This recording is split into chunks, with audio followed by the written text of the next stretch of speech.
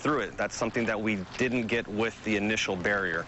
So this construction of both projects here started in 2018, and we're hoping to get the secondary. The primary is finished. We're hoping to get the secondary finished by the end of this year. The government says since January 2017, it's identified about $15 billion to build about 738 miles of new border wall system. The money comes from the Department of Homeland Security, the Defense Department, and the Treasury Forfeiture Fund. So what's gotten done so far?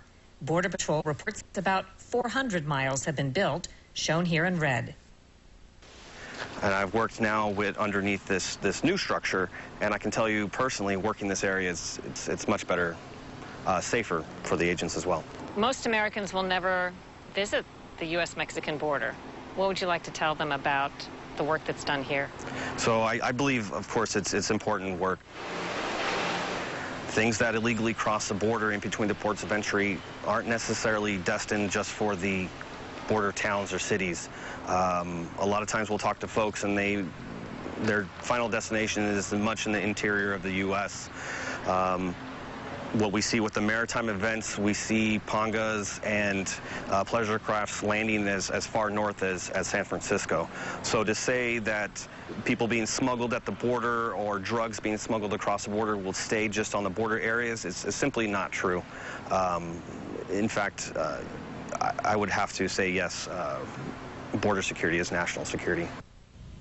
Mexico hasn't written a check to pay for the wall, but President Trump has been insisting Mexico is paying through benefits from updated trade terms between the U.S. and Mexico. He's also suggested Mexico will reimburse the cost through future tolls and fees.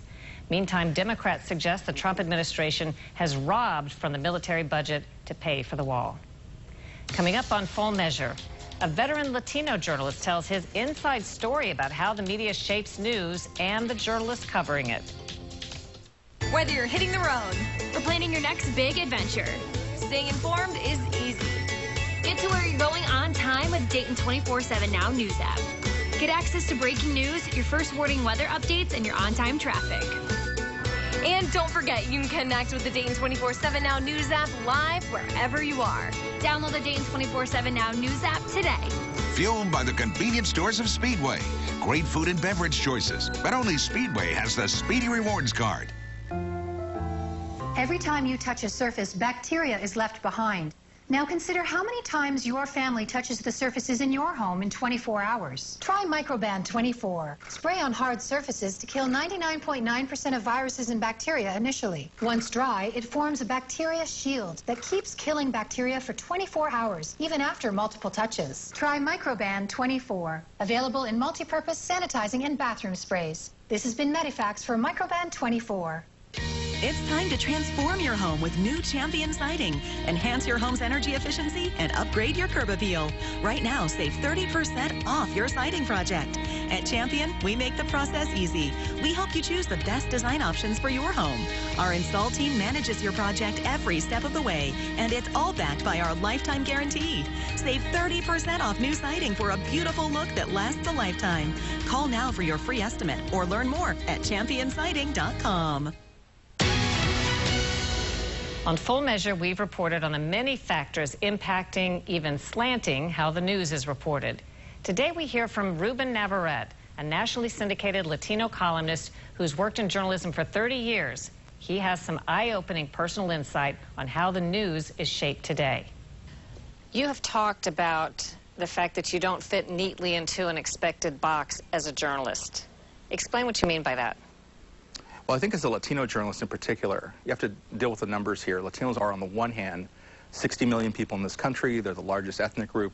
You would not know any of this from the ranks of journalists.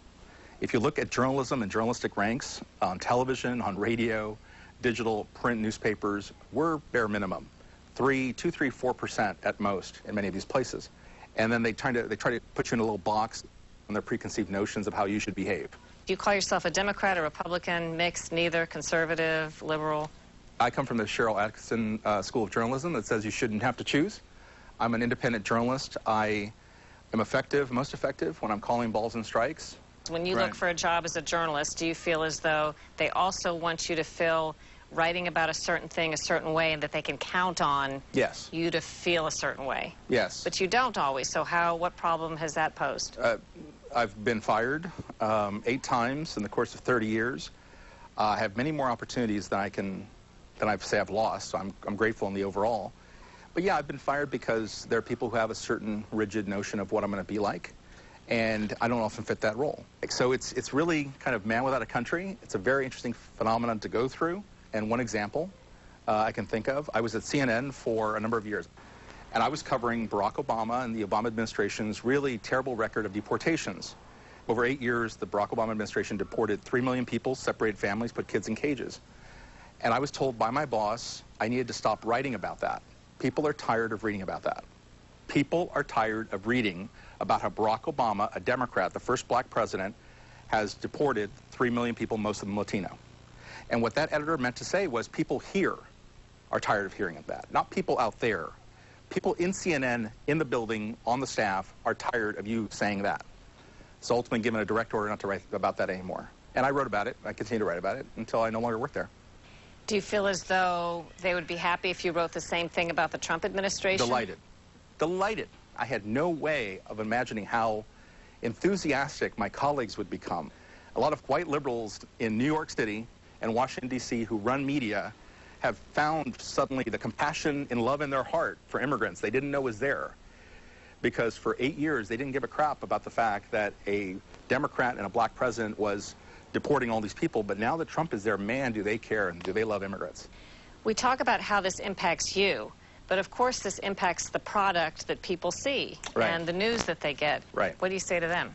This idea somehow that somebody promised them that they'd get the full story is nonsense. Nobody made that promise.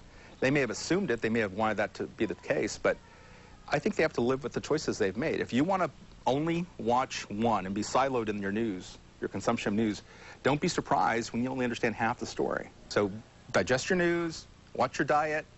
We're very careful about what we put into our bodies. We should be just as careful about what we put into our heads.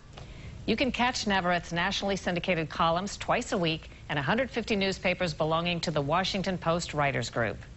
Next week on Full Measure, Election Day will be over. It was not close. It was over tonight. And just like we did 4 years ago, we'll take a look at how the media covered this election and whether there were any big hits or misses. And the exodus in California. In the last 10 years, 5 million people and 15,000 businesses have moved out of the Golden State, fleeing California next week on Full Measure. Until then, we'll be searching for more stories that hold powers accountable.